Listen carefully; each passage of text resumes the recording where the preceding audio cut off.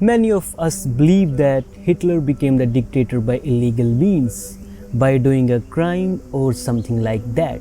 But that's not the case. The way he became dictator is rooted in the walls of legality. He climbed the ladders using the legal framework of Weimar Republic. Have you ever questioned how an ordinary soldier who fought World War I, who got arrested for outrighting an illegal coup, got the supreme leader of Germany, exploiting the democracy to destroy the democracy? Let's discuss.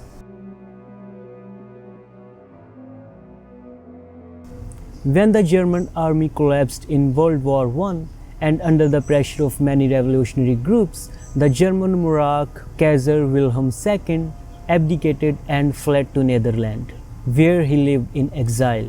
On same day, Frederick Albert, the leader of Social Democratic Party, became the chancellor and declared Germany a republic, the Weimar Republic. Unlike the monarchy, it was a democratic republic with constitution, elected representatives and a parliament, which is also known as Reichstag. Weimar Republic representatives signed the Treaty of Versailles, which officially ended the war between Germany and Allied powers. This treaty imposed harsh penalties, required Germany to accept the responsibility of starting the war and to pay reparation, including territorial losses and military restrictions. Terms were so harsh that many of the German nationals viewed this treaty as a national humiliation and called the signatories as traitor or November criminals. Wartime devastations had resulted in economic crisis. German war debt payments led to hyperinflation and devaluation of currency. Weimar Republic representatives were facing anger of German nationals. One prominent agitating group was German Communist Party and one more, a less prominent, Nazi Party. In November 1923, this Nazi Party came into a limelight after an important incident, the Beer Hall Push. It was a failed attempt of coup by Nazi Party in Munich. They tried to overthrow the Weimar Republic and seize the power. It resulted in Hitler's arrest and temporary ban of Nazi Party. After this incident, Nazi Party changed their approach, following the legal framework and focused their effort on winning the elections. But it didn't show any immediate results. They only got 3% of the vote share in 1928 elections. But something changed after that.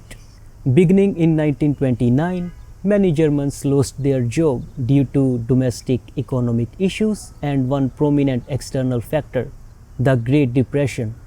There was a social unrest and people lost their faith in their leaders' ability to govern. This was the time when radical groups like Nazi Party and Communist Party gained popularity.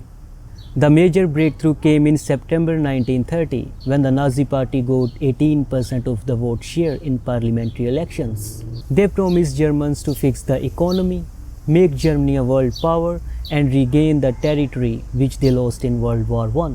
An important thing happened at this time, that the Nazi leaders started playing on people's fear and prejudices. They promised to unite the Germany on racial and ethnic lines. They also falsely blamed Jews and communists for all the problems the Germany was facing at that time.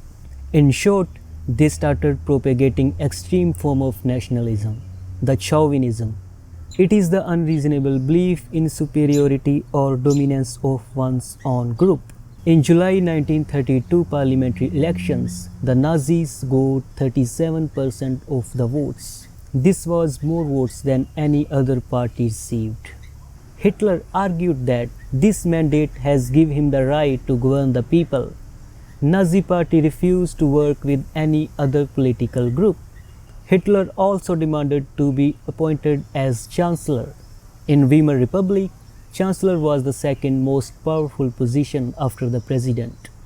German President Paul von Hindenburg initially resisted this demand. He saw Hitler as a demagogue and feared that he will undermine the fragile democracy of Germany. But there was a constant pressure from right-wing elite who persuaded Hindenburg that appointing Hitler as a chancellor would help to restore the order and prevent communist uprising. On January 30, 1933, he reluctantly appointed Hitler as Chancellor of Germany, and finally he got the keys to power. When Hitler became Chancellor, the democratic constitution of Germany was still in effect, but by the course of time, Nazi leaders started manipulating the existing laws to destroy the democracy and create a dictatorship. On the night of February 27, 1933, the parliament building of Germany, the Reichstag, was set on fire by someone. The Hitler immediately blamed the communists for this fire.